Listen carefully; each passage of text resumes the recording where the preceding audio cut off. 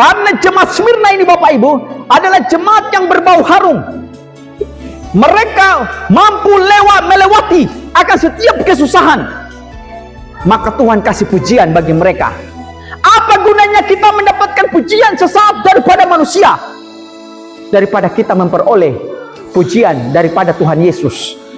Pujian yang Tuhan kasih kepada jemaat Smyrna ini, saudara-saudara, yaitu apa? Kerja keras, kesengsaraan, dan kemerlatan, tetapi engkau kaya dalam iman. Setia rezekinya pasti, sesuai semua yang setia bersama Yesus.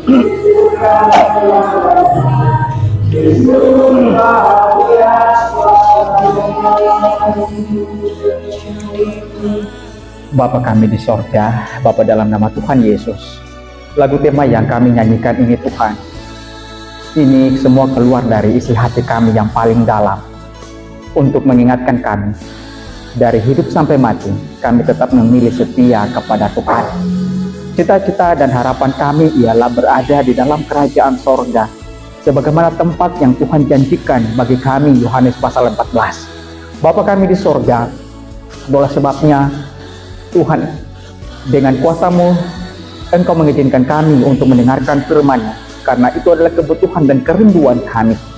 Tuhan tolong kami, sebagaimana dengan lagu tema yang kami nyanyikan ini, bahkan khotbah yang nanti hamba sampaikan ini, biarlah akan mengingatkan kami untuk tetap setia, sekalipun penderitaan kami alami dan kami rasakan, tapi kami tetap senantiasa memilih untuk setia kepada Tuhan Yesus. Terima kasih banyak Tuhan Yesus, terima kasih. Inilah hidup kami sudah siap diterangi oleh firman-Mu. Dalam nama Tuhan Yesus Kristus kami berdoa. Amin.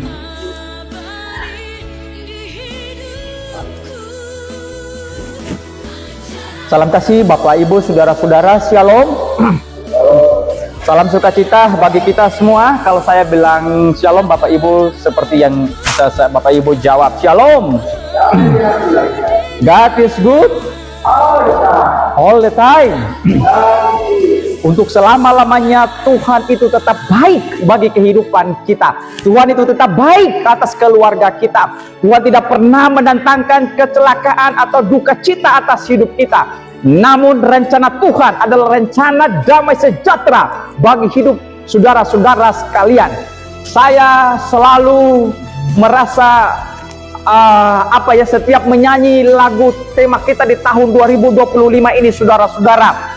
Ini lagu ini bukan saja sembarangan lagu yang diciptakan, tetapi ini adalah lagu dia punya sejarah ceritanya, saudaraku. Kalau saudara belajar mengenai kisah sejarah daripada gereja kita ini, saudara-saudara, orang-orang sangat merindukan, orang-orang sudah berkumpul untuk bersedia menyongsong kedatangan Tuhan Yesus yang kedua kali di tahun 1848 itu, saudara. Namun apa yang terjadi? Apa yang dipelajari oleh William Miller tidak terjadi. Akhirnya apa? Banyak kekecewaan, saudara-saudara. Itulah sebabnya lagu ini dituliskan, lagu ini diciptakan untuk mengajarkan, mengingatkan Bapak Ibu sekalian agar kita senantiasa tetap setia kepada Tuhan. Amin, saudara. Itulah sebabnya pada kesempatan ini saya mau sampaikan khotbah yang berhubungan dengan ayat atau lagu tema kita ini, saudara-saudara sekalian. Judul khotbah saya di sahabat ini saya kasih judul adalah Smyrna berbau harum. Sebelum kita akan belajar mengenai jemaat Smyrna dan bagaimana pelajaran yang begitu indah agar kita maknai atas hidup Bapak Ibu Saudara-saudara sekalian dalam menjalani hari-hari hidup kita ini, kita akan senantiasa memiliki satu komitmen yang sungguh-sungguh agar tetap setia memilih untuk beribadah kepada Tuhan dalam roh dan kebenaran, untuk memilih agar dari hidup sampai mati saudara dan saya tetap sekali Yesus dan tetap Yesus dan tidak ada berpikir untuk meninggalkan Yesus. Satu kutipan Ellen G. White untuk mengingatkan bagi Bapak Ibu Saudara-saudara sekalian yang dimana kita percaya dan kita mengimani dalam Tuhan Yesus bahwa kita sementara hidup di akhir zaman ini, Saudaraku, dalam Maranatha halaman 23 bagian alinea yang pertama dia bilang begini, kebinasaan akhir zaman berada di hadapan kita. Bapak Ibu, sadarilah bahwa kita bukan sementara berada di dunia yang penuh dengan kebahagiaan, dunia yang penuh dengan sukacita, dunia yang penuh dengan damai, tetapi kita sementara berada dalam posisi dunia yang sedang tidak baik-baik saja. Kita sementara berada pada zaman yang menuju kepada kebinasaan.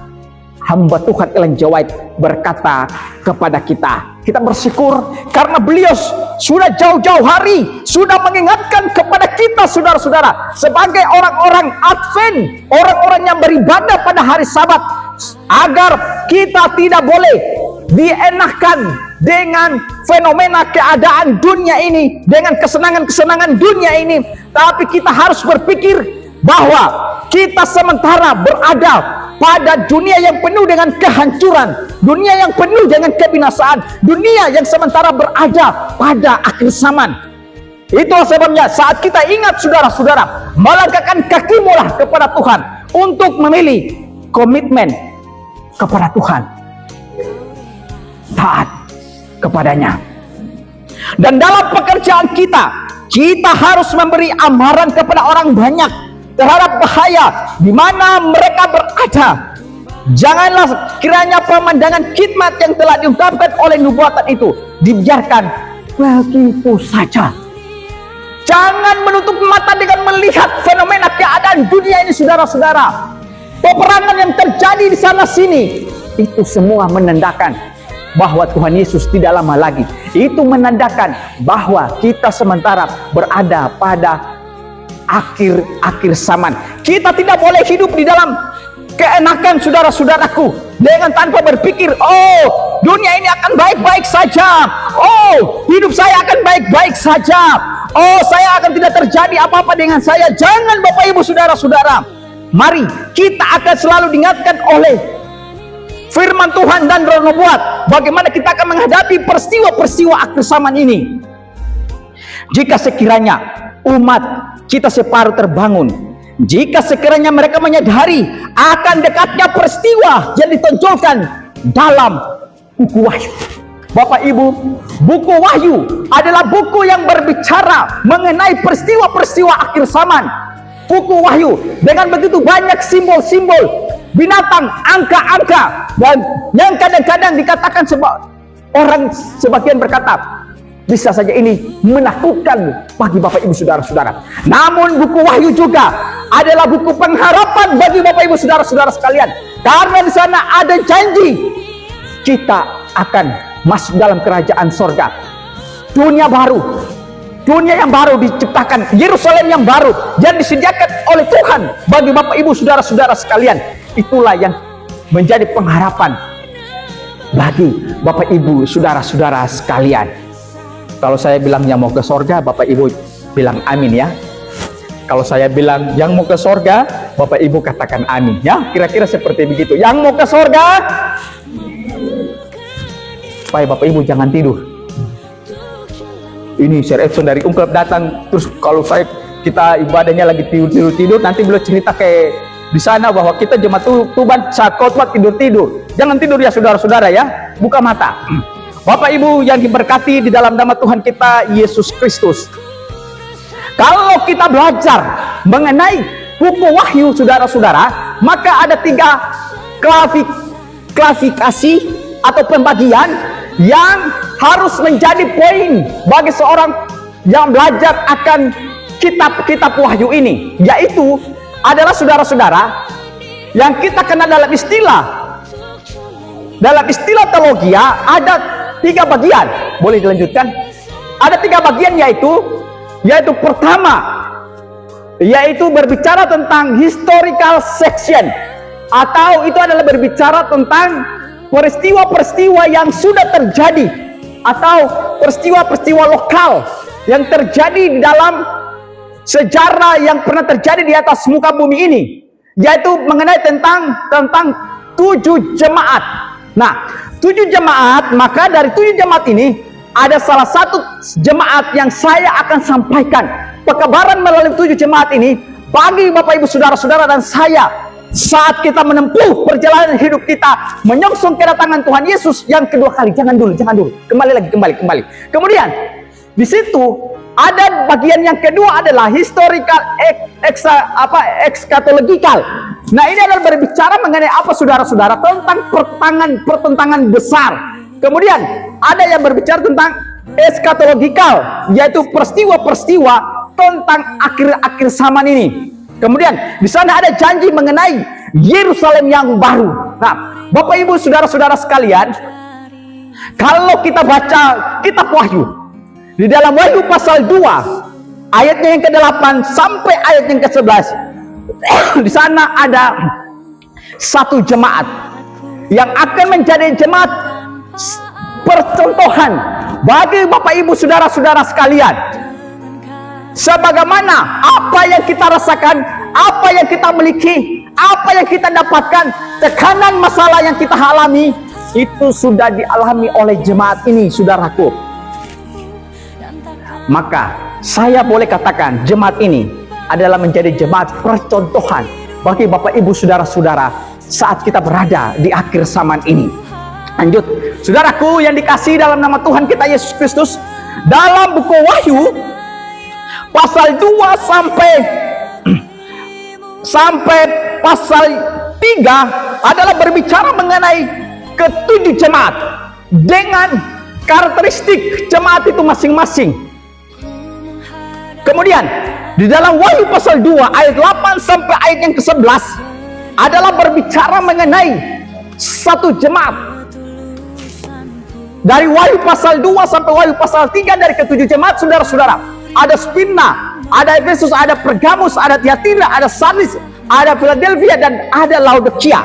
Nah, dari ke-7 jemaat ini saya mau khotbahkan satu jemaat yang akan menjadi percontohan bagi Bapak Ibu Saudara-saudara sekalian, kita semua yang kita sebagai jemaat yang hidup di akhir zaman ini.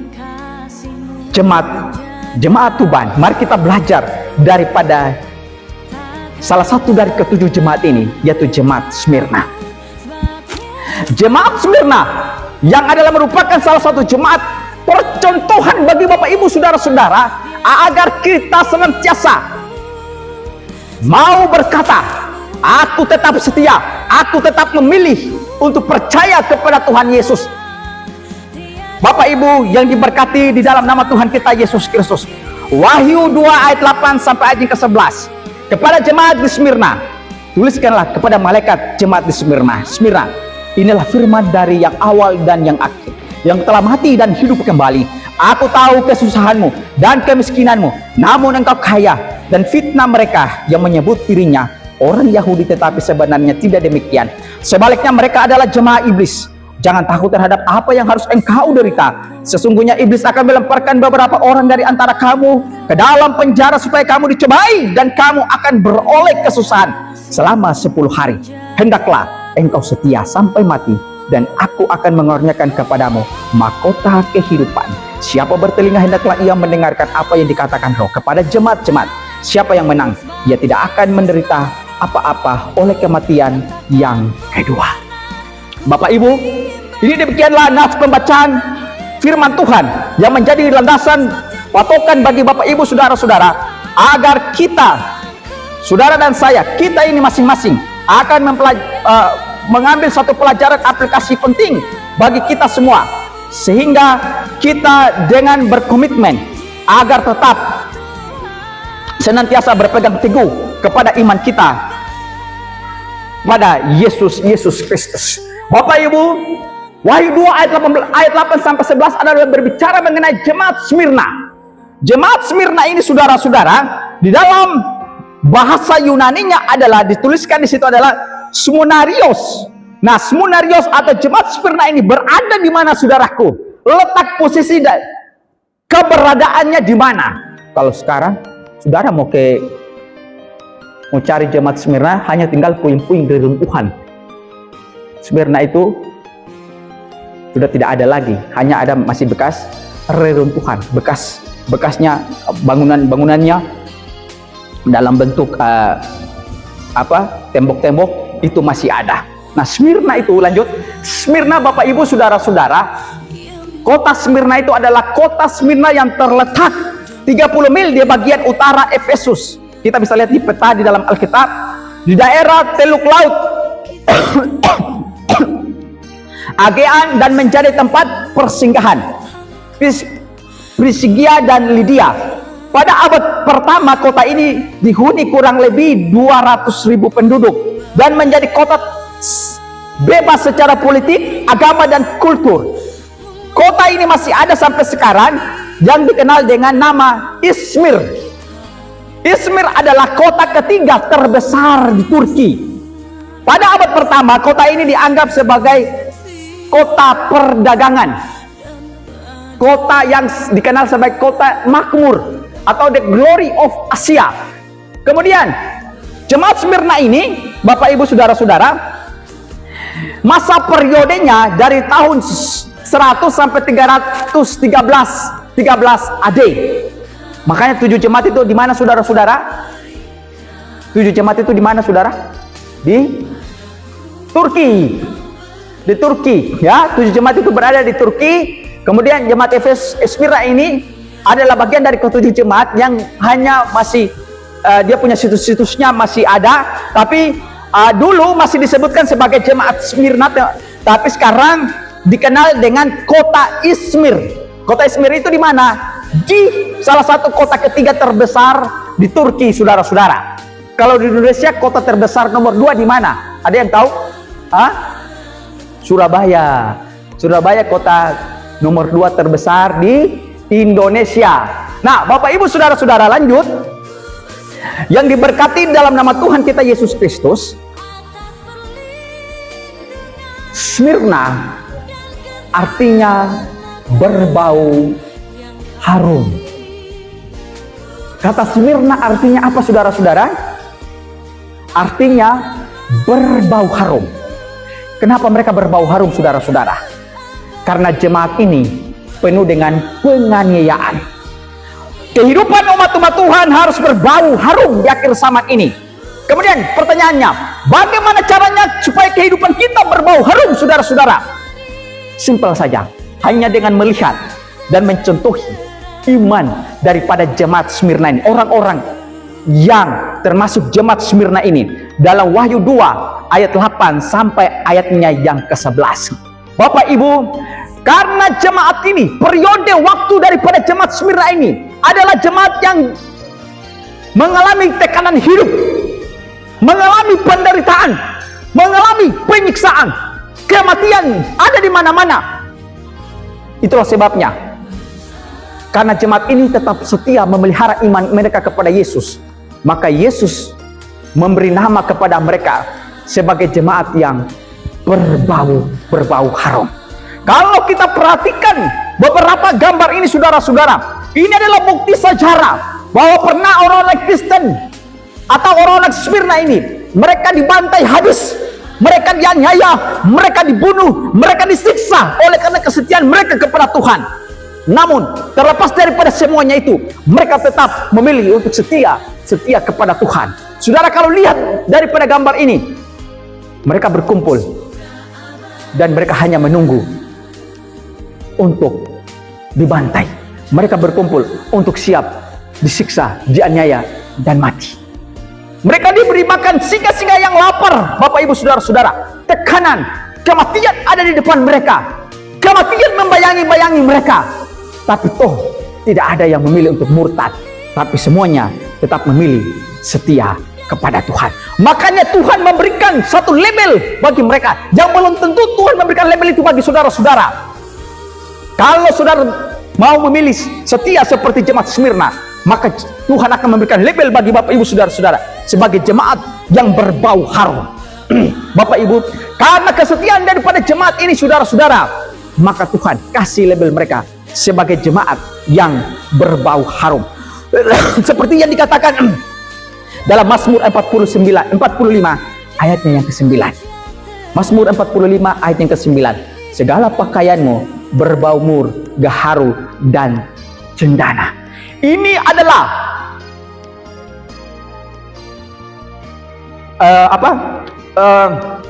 unsur-unsur yang digunakan Bapak Ibu untuk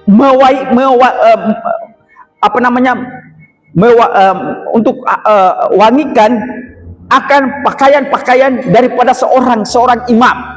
Nah, pengertian ini Bapak Ibu, dia paralel dengan kemenyan atau dupa. Saat jemaat kita mengalami penganiayaan yang kejam, kemudian penderitaan yang kita hadapi, semuanya itu diganti dengan menciptakan wangi-wangian surga dan menjadi bau harum bagi orang di seluruh dunia. Gambaran dari penderitaan yang dialami oleh orang-orang jemaat Smyrna ini. Tadi Mazmur 45 ayat yang ke-9, dia bilang bahwa segala pakaianmu berbau mur, gaharu dan cendana. Nah, ini pengertiannya dari ketiga unsur yang dipakai untuk sebagai bahan pewangian untuk baju daripada seorang imam. Nah, ketiga ini memiliki makna atas hidup Bapak Ibu, saudara-saudara, dan kita semua. Ketiga untuk kasih wangi, parfum ya. Parfum kan untuk kasih, itu adalah minyak yang dipakai untuk wangi-wangian. Nah, jemaat ini adalah jemaat yang berbau harum, saudara-saudara. Lalu Mazmur 45 ayat yang ke-9, jemaat ini adalah jemaat yang berbau harum. Kemudian tubuh seorang imam, pakaian daripada seorang imam, untuk supaya tetap wangi, maka dia gunakan mur, gaharu dan cendana.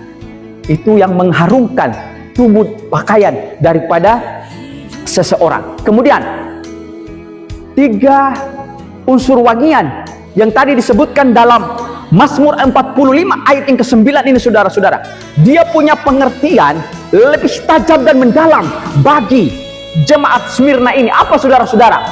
Mur atau pedupaan melambangkan penderitaan dalam kebenaran. Saudara, kita ini mengalami penderitaan, susah-susah menderita. Kalau menderita di dalam kebenaran, toh puji Tuhan, engkau akan memperoleh satu sukacita yang besar. Kemudian gaharu itu dia melambangkan kepahitan dari penderitaan. Kita semua mengalami yang namanya sakit hati. Kita semuanya mengalami kepahitan, Bapak Ibu, saudara-saudara sekalian. Lalu cendana itu melambangkan kesembuhan melalui pengorbanannya. Sakit pahit, penderitaan yang kita miliki, saudara-saudara, oleh karena kebenaran yang kita pegang. Kemudian kepahitan dari setiap penderitaan, semuanya itu akan disalut-balutkan dengan cendana, yaitu yang melambangkan kesembuhan melalui pengorbanan Yesus Kristus. Kita dapat itu semua, saudara-saudara. Kita dapat yang namanya kepahitan, kita dapat yang namanya penderitaan, kita dapat yang namanya kesusahan. Namun semuanya itu akan berakhir dengan memperoleh satu kesembuhan secara total melalui pengorbanan Yesus Kristus. Ini semua melambangkan penderitaan yang dialami oleh jemaat Smyrna. Mereka boleh mati, mereka boleh ditekan, namun Bapak Ibu, saudara-saudara semua, mereka sembuh dari cendana yang melambangkan kesembuhan penderitaan yang mereka alami.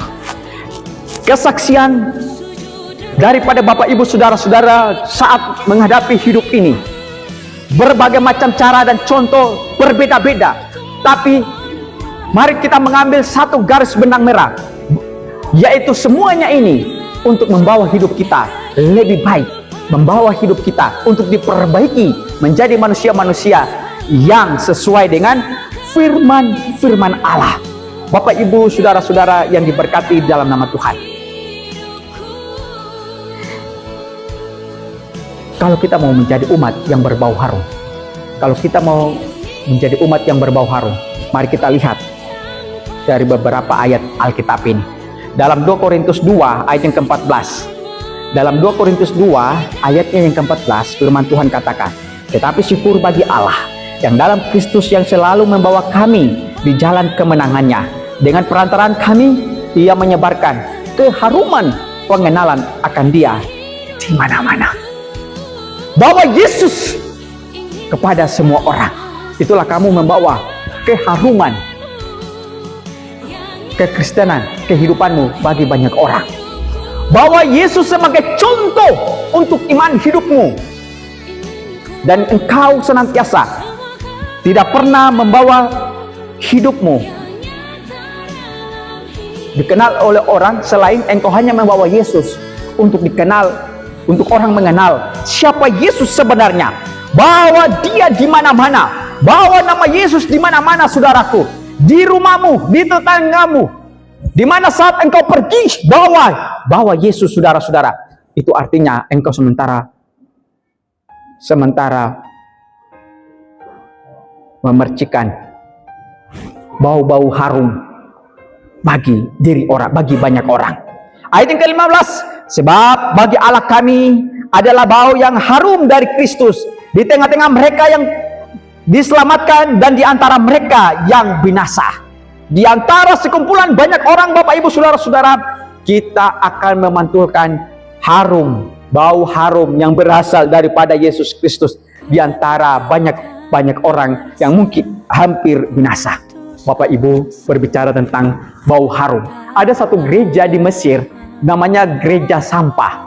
Gereja ini disebutkan sebagai gereja sampah bukan karena orang-orangnya yang berbau sampah, tapi gereja ini dikatakan sebagai gereja sampah oleh karena lokasi tempat gereja yang ada di Kairo, Mesir ini, yang disebutkan sebagai gereja sampah ini, letak daripada gereja ini di sekitar itu adalah orang-orang yang penggait-penggait sampah, orang-orang yang bekerja sebagai pemulung. Makanya lokasi itu disebutkan sebagai tempat sampah dan gereja itu disebutkan sebagai gereja sampah. Gereja ini mereka punya bangunannya di Goa, saudara-saudara. Ketika aja di Google atau di YouTube gereja sampah di Kairo, Mesir.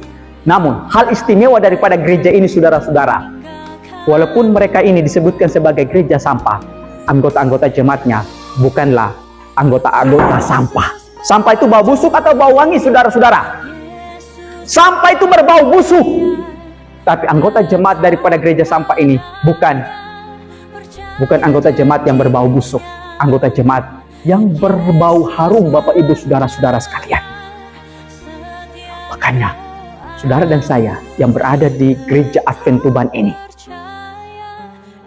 walaupun kita hanya sedikit, tapi kita harus menjadi gereja yang berbau harum. Amin, saudara. Harus menjadi gereja yang berbau harum.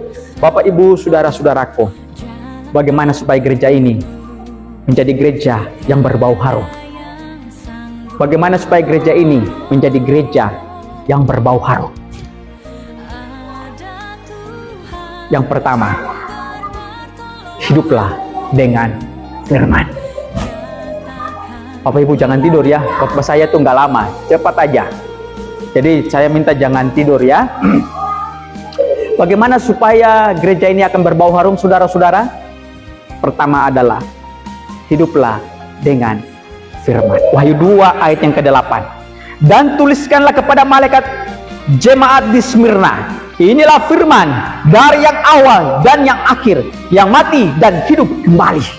Firman Tuhan itu kekal, Bapak Ibu Saudara-saudara. Dia tidak pernah berubah. Dan Dia tetap akan senantiasa menolong hidup Bapak Ibu dan memberkati. Kalau kita baca dalam 2 Timotius 3 ayat yang ke-16 mengenai isi manfaat daripada firman Tuhan itu, saudara-saudara.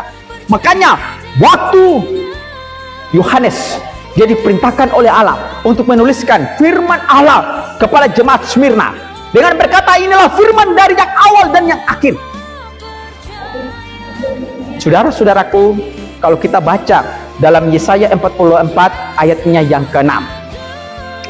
Di dalam Yesaya 44 ayatnya yang ke-6. Yesaya 44 ayatnya yang ke-6.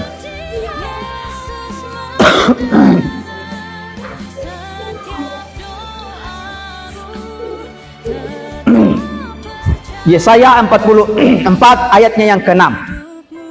Beginilah firman Tuhan, Raja dan Penebus Israel, Tuhan semesta alam, akulah yang terdahulu dan akulah yang terkemudian.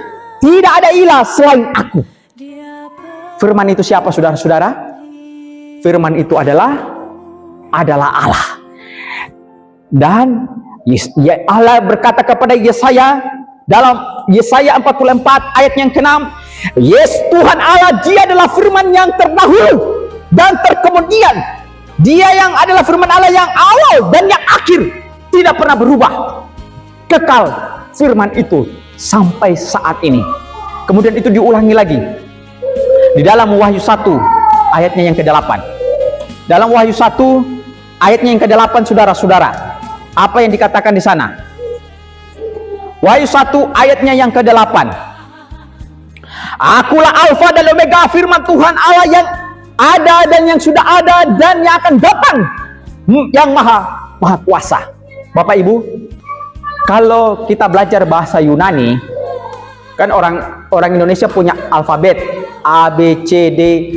Huruf pertama adalah huruf A dan huruf terakhir adalah Z. Nah, kalau kita belajar bahasa Yunani, saudara-saudara, maka huruf pertama itu adalah alfa. Ini bentuknya seperti begini. Lalu huruf yang terakhir adalah omega. Omega adalah huruf terakhir. Kalau huruf Indonesia, huruf terakhir di bahasa Yunani mirip-mirip dengan huruf apa? Dengan huruf Indonesia, huruf apa, saudara? Huruf W. Tapi ini kalau di Yunani adalah omega, huruf yang terakhir dalam bahasa Yunani. Yesus atau Allah, Dia adalah awal dan Dia adalah akhir dan tidak pernah berkesudahan. Dia yang dahulu dan Dia yang ada sampai sekarang ini. Dialah sendiri tetap ada sama-sama dengan saudara-saudara sekalian. Dan firman-Nya berkuasa atas hidup Bapak Ibu saudara-saudara sekalian. Firman-Nya itu tidak pernah berubah. Firman-Nya itu tetap kekal, berkuasa, memberkati hidup Bapak Ibu saudara-saudara sekalian. Dalam 2 Timotius 3 ayat yang ke-16, di mana kita diingatkan tentang bagaimana kuasa daripada firman itu, saudaraku. Bapak Ibu, kalimat yang awal dan yang akhir, di mana ini mengajarkan kepada kita bahwa Yesus dari awal dan sampai akhir, Dia adalah Tuhan Allah yang berbau harum, yang mengajarkan kepada saudara-saudara sekalian agar senantiasa dari awal sampai akhir dan kekekalan di dalam kerajaan sorga, kita tetap senantiasa menjadi orang-orang yang berbau harum di dalam setiap kehidupan kita. Pertanyaannya, saudaraku, mengapa harus menghidupkan firman Tuhan? Bapak Ibu, pertanyaannya, kenapa kita harus menghidupkan firman Tuhan? Mari kita baca sama-sama, ya. Semua tolong mari kita baca sama-sama yang bahasa Indonesianya saja, ya, supaya tidak ada yang tidur. Mari kita baca yang bahasa Indonesianya sama-sama. Mengapa harus menghidupkan firman Tuhan? 1, 2, 3.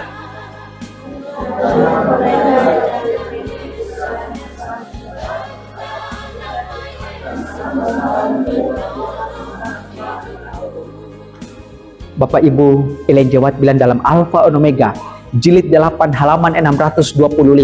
Hanya mereka yang membentengi pikirannya dengan kebenaran-kebenaran Alkitab yang akan bertahan melewati pertentangan besar terakhir itu.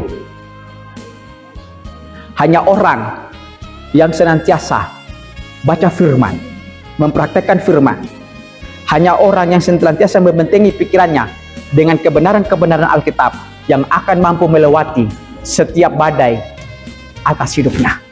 Hanya orang yang selalu membentengi pikirannya dengan kebenaran-kebenaran Alkitab yang akan mampu melewati yang namanya kesusahan. Amin, Bapak Ibu. Yang akan bisa melewati yang namanya undang-undang hari Minggu ketika berlaku. Saudara, hanya mereka yang membentengi mereka dengan firman Tuhan, dengan Alkitab, mereka lah yang mampu untuk melewati penganiayaan. Itu, saudara-saudara. Hanya mereka itu yang membentengi diri mereka dengan kebenaran-kebenaran Alkitab. Penyertaan ini berarti bahwa semua yang membentengi pikirannya dengan kebenaran Alkitab tidak akan disesatkan dengan segala penipu akhir zaman. Mereka harus didasarkan pada kebenaran zaman ini, tidak akan menipu atau meliputi mereka. Karena apa? Firman Tuhan itu senantiasa dijadikan sebagai patokan utama atas hidup Bapak Ibu, saudara-saudara sekalian. Bapak Ibu, mari kita hidupkan firman Tuhan, kita senantiasa mempraktekkan firman Tuhan, tidak bosan-bosan untuk mendengarkan firman Tuhan, bahkan taat di dalam melakukan firman Tuhan. Kalau firman Tuhan bilang lakukan ini, kita lakukan ini. Kalau firman Tuhan bilang jangan lakukan ini, jangan lakukan ini, saudara-saudara. Jangan tambah dan jangan kurang. Nanti kecelakaan atau kesusahan yang Tuhan timpakan bagi kita. Siapa yang menambah firman Tuhan, siapa yang mengurangi firman Tuhan, akan ada malapetaka terjadi atas hidupnya.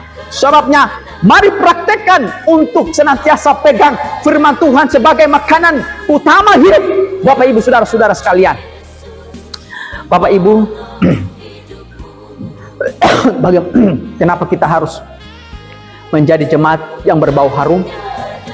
Dan caranya untuk menjadi jemaat yang berbau harum adalah apa? Yang pertama adalah hidup dengan firman. Kemudian yang kedua adalah bertahan. Bapak Ibu, yang kedua adalah bertahan. Wahyu 2 ayat yang ke-9. Aku tahu kesusahanmu dan kemiskinanmu, namun engkau kaya, dan fitnah mereka yang menyebut dirinya orang Yahudi tetapi yang sebenarnya tidak demikian. Sebaliknya mereka adalah jemaat iblis. Tuhan tahu kesusahan saudara-saudara.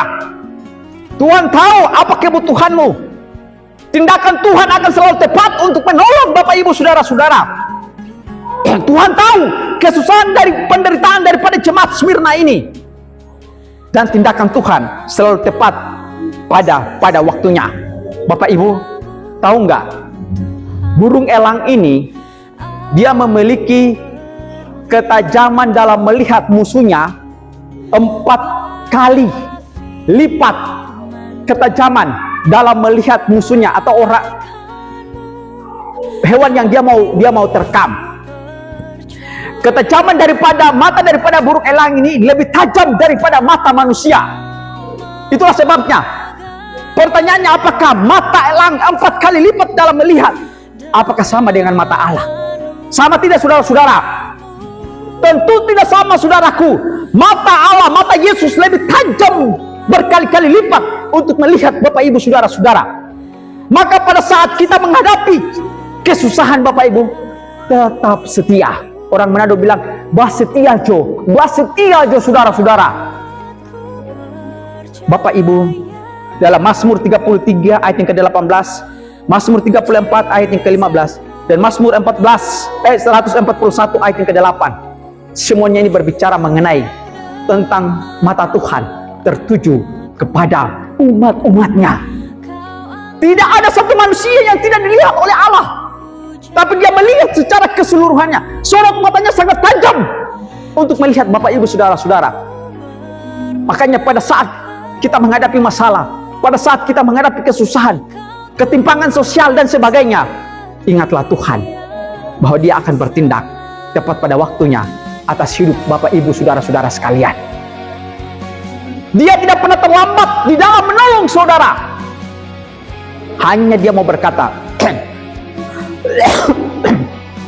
sabar, hai hambaku yang setia, kepadamu akan diberikan kemenangan. Karena jemaat Smyrna ini, Bapak Ibu, adalah jemaat yang berbau harum. Mereka mampu melewati akan setiap kesusahan. Maka Tuhan kasih pujian bagi mereka. Apa gunanya kita mendapatkan pujian sesaat daripada manusia, daripada kita memperoleh pujian daripada Tuhan Yesus? Pujian yang Tuhan kasih kepada jemaat Smyrna ini, saudara-saudara, yaitu apa? Kerja keras, kesengsaraan, dan kemerlatan, tetapi engkau kaya dalam iman. Bapak Ibu, selama abad kedua dan ketiga, Kaisar Roma, apakah itu Kaisar Nero, Domitian, Diokletianus, mereka semua mencoba untuk melenyapkan gereja, melenyapkan orang Kristen melalui penganiayaan. Dan penganiayaan Diokletianus adalah penganiayaan yang paling kejam yang berlangsung selama 10 tahun, Bapak Ibu Saudara-saudara. Nah, coba saudara renungkan bagaimana kesusahan penderitaan daripada jemaat Smyrna ini selama 10 tahun.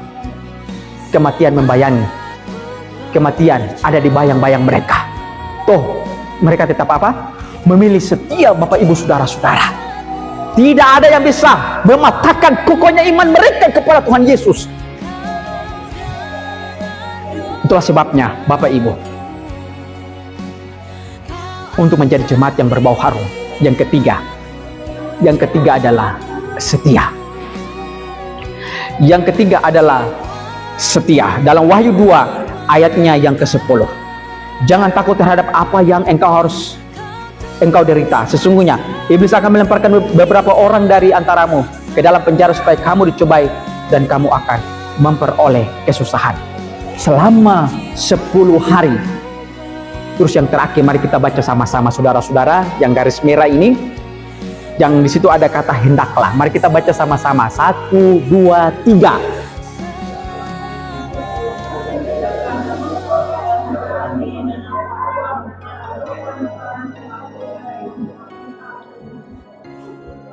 Bapak Ibu,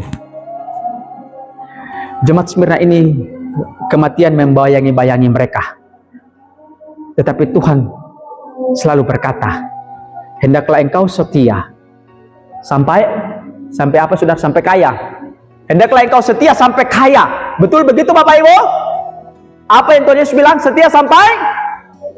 Setia sampai mati. Saudara masih berpikir untuk mau keluar dari kebenaran ini?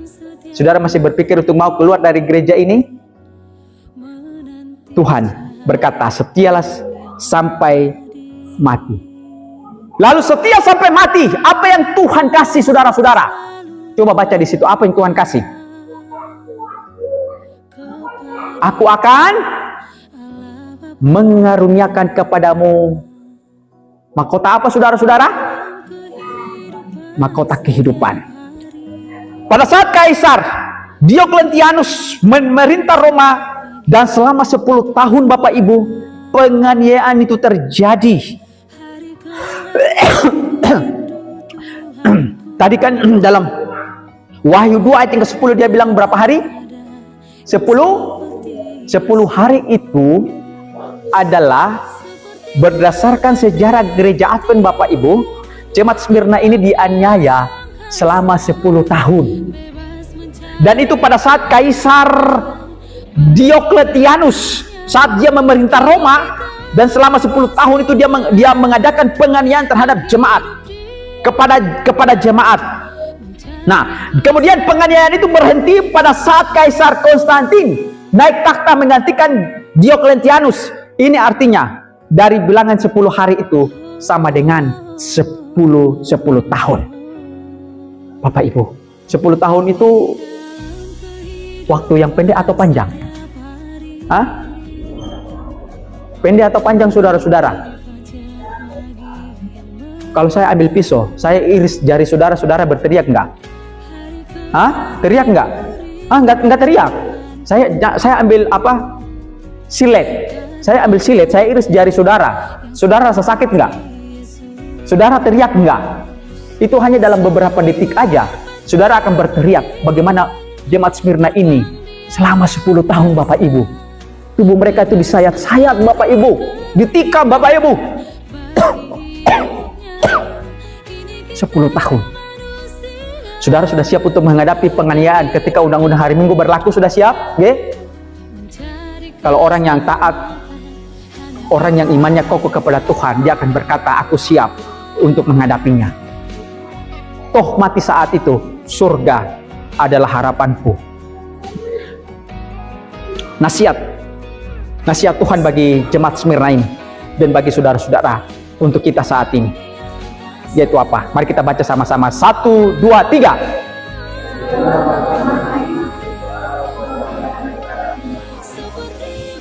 Bapak Ibu, kalau berbicara mengenai mahkota, Dalam tradisi orang Yunani, mahkota itu ada dua, yaitu mahkota diadem. Mahkota diadem itu adalah mahkota dunia, dan ini setiap orang berlomba-lomba untuk meraihnya. Kemudian mahkota Stepanos adalah mahkota kebenaran, mahkota yang dipakaikan kepada seseorang yang memperoleh kemenangan dalam suatu kompetisi. Seorang lari, dia mulai dari kata start menuju ke finish, dia berjuang atau tidak? Dia berjuang, saudara-saudara. Dia lari sekencang-kencangnya, sekuat-kuatnya untuk bisa tiba di garis finish. Dan mahkota Stepanos itu, Bapak Ibu, adalah mahkota yang sementara kita berjuang untuk meraihnya. Kita sementara mengadakan perlombaan iman. Dan untuk mengakhiri perlombaan iman ini, kalau saudara setia sampai mati, maka yang Tuhan kasih bukan mahkota diadem, tetapi yang Tuhan kasih adalah mahkota Stepanos bagi Bapak Ibu, saudara-saudara. Karena mahkota Stepanos ini adalah mahkota kebenaran, Bapak Ibu. Setialah sampai mati, setialah dengan gereja ini, setia dengan hari Sabat, maka Tuhan akan kasih mahkota kehidupan bagi Bapak Ibu, saudara-saudara. Mahkota Stepanos yang Tuhan kasih, dan bukan mahkota dunia. Bapak Ibu, dalam 2 Timotius 4 ayat yang ke-7 dan 8, Paulus bilang begini, aku telah mengakhiri pertandingan yang baik, aku telah mencapai garis akhir, dan aku telah memelihara iman. Sekarang telah tersedia bagiku mahkota kebenaran yang akan dikaruniakan kepadaku oleh Tuhan, hakim adil pada harinya. Tetapi bukan hanya kepadaku, melainkan juga kepada semua orang yang merindukan kedatangannya. Kita semua rindu dengan kedatangan Tuhan Yesus yang kedua kali. Bapak Ibu, 1 Korintus 9 ayat yang ke-25. Tiap-tiap orang yang turut mengambil bagian dalam pertandingan menguasai dirinya dalam segala hal. Mereka berbuat demikian untuk memperoleh suatu mahkota yang fana, tetapi kita untuk memperoleh suatu mahkota yang abadi. Orang di luar sana boleh berlomba-lomba untuk mendapatkan mahkota dunia, tapi kita tidak, saudara-saudara. Kita sementara berlomba untuk mendapatkan mahkota yang abadi, mahkota kehidupan. Ketika saatnya Tuhan membawa kita masuk dalam kerajaan sorga, kita akan marching menuju pintu sorga Allah. Tuhan melalui perintahnya kepada malaikat untuk memakaikan setiap mahkota di atas kepala kita. Kenapa? Karena mahkota itu adalah mahkota kemenangan. Mahkota itu adalah mahkota bagi saudara-saudara yang memilih untuk setia kepada Tuhan. Bapak Ibu yang dikasihi dalam nama Tuhan kita Yesus Kristus, ada seorang bapak gereja. Ini kisah nyata, saudara-saudara. Ada seorang bapak gereja. Ada seorang bapak gereja yang namanya Polikarpus. Dia ini ada seorang martir. Martir itu apa, saudara-saudara? Bapak Ibu tahu martir itu apa? Mereka yang mati karena mempertahankan iman mereka kepada Yesus. Mereka yang mati karena kebenaran Yesus. Polikarpus ini, ketika dia ditangkap oleh tentara-tentara Roma pada saat itu, dan meminta kepada dia segera tinggalkan imannya kepada Tuhan Yesus, supaya dia ini tidak dihukum mati. Tetapi ada kalimat yang keluar dari mulut sang bapak gereja ini. Dia katakan begini, 86 tahun saya melayani dia, dan Kristus tidak pernah berbuat sesuatu yang salah terhadap saya. Bagaimana mungkin saya bisa mengkhianati raja saya yang menyelamatkan saya? Kemudian apa? Kemudian dia dibakar hidup-hidup sampai mati. Karena dia memilih untuk tetap setia kepada Tuhan. Jangan pernah mengkhianati Tuhan Yesus, saudara-saudara. Jangan pernah mengkhianati Tuhan Yesus karena kesusahan yang saudara alami. Jangan pernah mengkhianati Yesus karena penderitaan, kekecewaan yang saudara alami. Semuanya itu adalah bagian proses kehidupan manusia untuk memproses kita menjadi umat yang memiliki kemurnian iman kepada Yesus sampai kedatangannya yang kedua kali. Bapak Ibu, ada video ini saya minta tolong untuk diputarkan. Coba kita lihat kesusahan daripada mereka, saudara-saudara, dari orang-orang Smyrna ini, kesusahan daripada jemaat Smyrna ini. Ini kisah nyata, saudara-saudara. Ini bukan bohong-bohongan. Ini menjadi contoh bagi saudara-saudara sekalian. Bagaimana penderitaan daripada jemaat Smyrna, orang-orang Kristen di abad kedua, yang mana mereka terus tetap memilih setia kepada Tuhan. Bukan main-main saudara-saudara. Nyawa adalah taruhan untuk mempertahankan kebenaran mereka, mempertahankan iman mereka kepada Tuhan Yesus. Nggak main-main saudara. Makanya ini akan menjadi contoh bagi saudara-saudara, supaya kita ini jangan sekali untuk mau meninggalkan Tuhan Yesus. Coba kesini volume sedikit dong, saya nggak dengarin. Saudara-saudara, apa yang saudara alami, mereka ini sudah alami.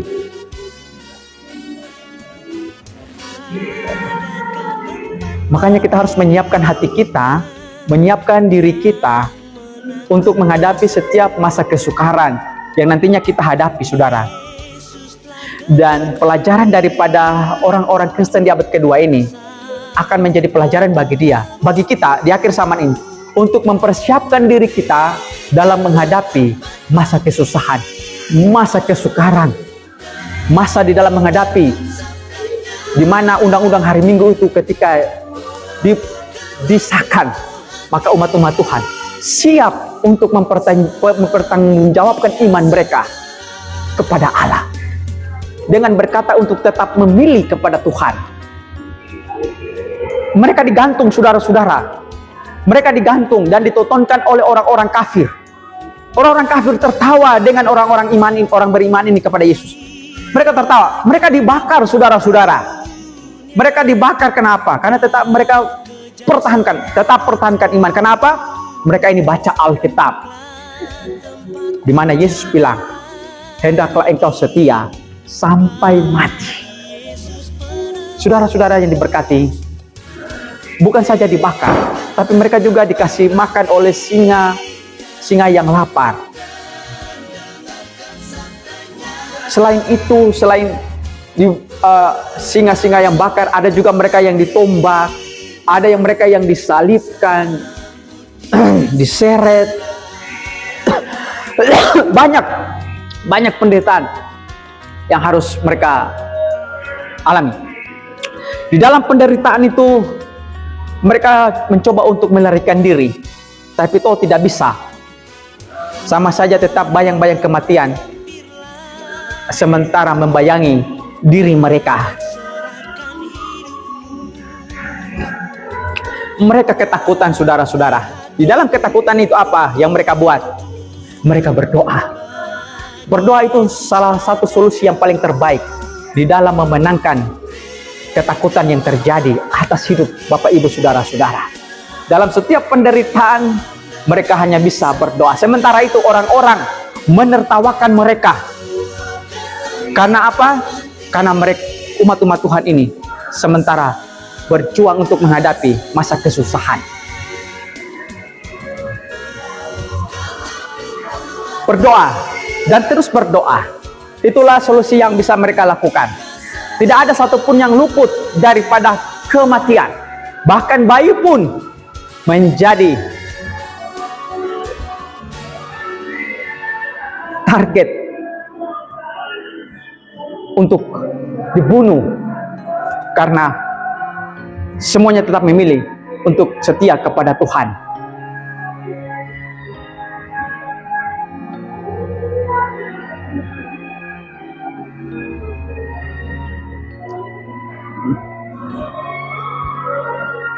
Mereka menderita dan mereka mati. Namun puji Tuhan, Tuhan berjanji dalam Wahyu 2 ayatnya yang ke-10.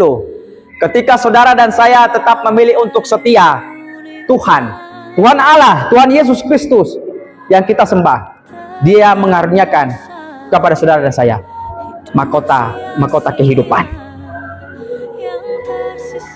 Kita semua masuk dalam kerajaan sorga ketika kita memilih untuk setia kepada Tuhan. Kita akan melihat keindahan surga. Keindahan surga itu kita akan lihat, Bapak Ibu. Untuk apa kita lihat keindahan dunia ini? Kita mau melihat keindahan surga itu. Itulah sebabnya Bapak Ibu, kita semua ambil komitmen untuk tetap setia. Ayat yang terakhir yang saya mau sampaikan bagi Bapak Ibu semua. Saya ajak untuk kita baca sama-sama. Yang tidur tolong buka mata. Semua tolong mari kita baca sama-sama dalam Wahyu 2 ayat yang ke-11. Kita baca sama-sama. 1, 2, 3.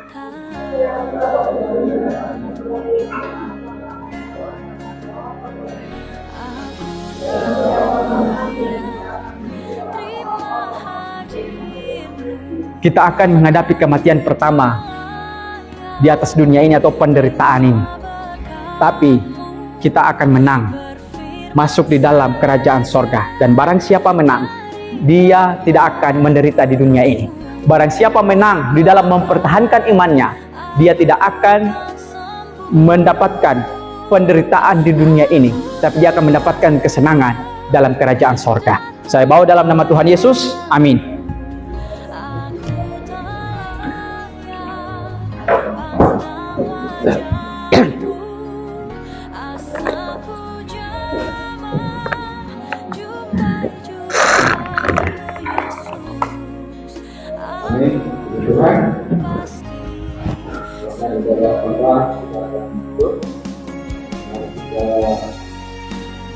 Silakan Tuhan dengan nyanyi puji Tuhan bagi semua sudah hati. Kemudian mati diri.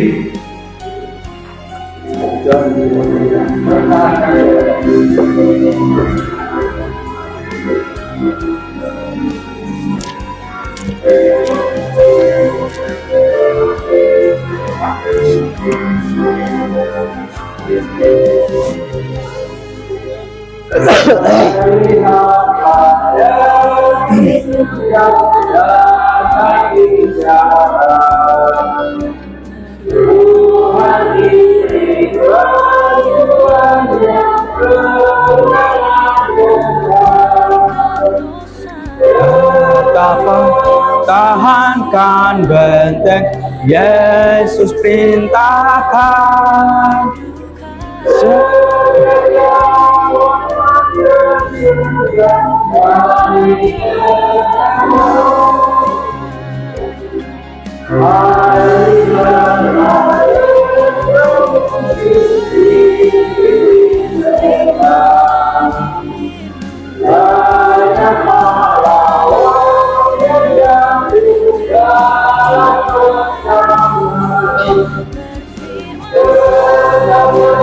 Tahankan benteng, Yesus perintahkan.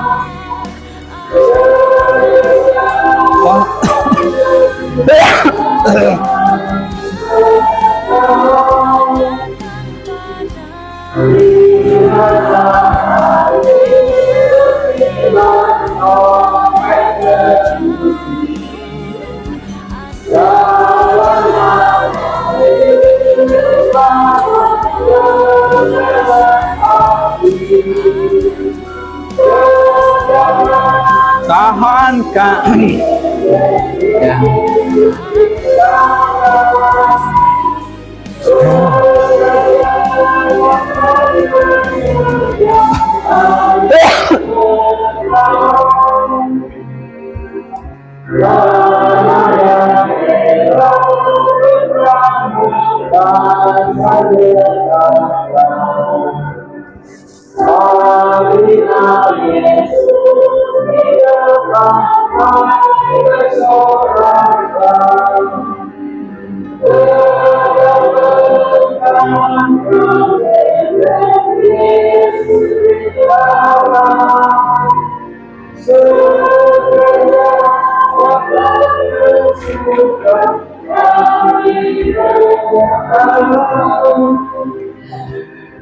Bapa kami di sorga, lagu tutup yang baru saja kami nyanyikan ini terus digaung-gaungkan untuk mengingatkan kami agar kami tetap pertahankan iman kami kepada Tuhan Yesus.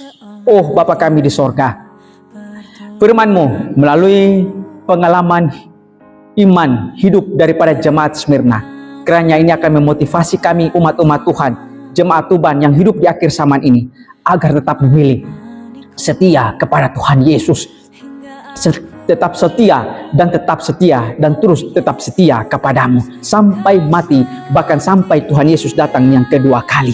Bapa, umat-umatmu akan melangkahkan kaki mereka untuk pulang ke rumah mereka masing-masing. Tuhan, sebelum mereka meninggalkan gedung gereja ini, meninggalkan rumah Tuhan ini, izinkan mereka akan memperoleh berkat-berkat Tuhan, doa-doa berkat melalui Mazmur 121 ayatnya yang ke-5 sampai ayatnya yang ke-8. Saudaraku, engkau akan pulang dan terimalah berkat Tuhan. Tuhanlah penjagamu, Tuhanlah naunganmu. Di sebelah tangan kananmu, matahari tidak akan menyakiti engkau pada waktu siang, atau bulan pada waktu malam. Tuhan akan menjaga engkau terhadap segala bahaya. Ia akan menjaga nyawamu. Tuhan akan menjaga keluar masukmu. Kasih karunia anugerah yang berasal daripada Tuhan Yesus Kristus tinggal menyertai bersama-sama dengan Bapak Ibu saudara-saudara, mulai dari hari ini terus kekal sampai selama-lamanya. Tuhan Yesus memberkati. Amin.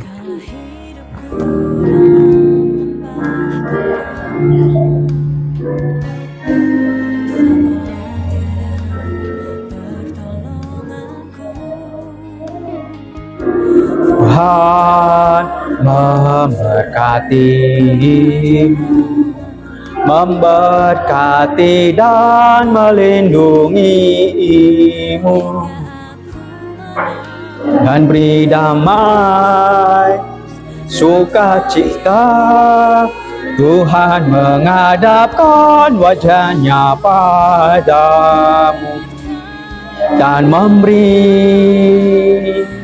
damai sejahteranya.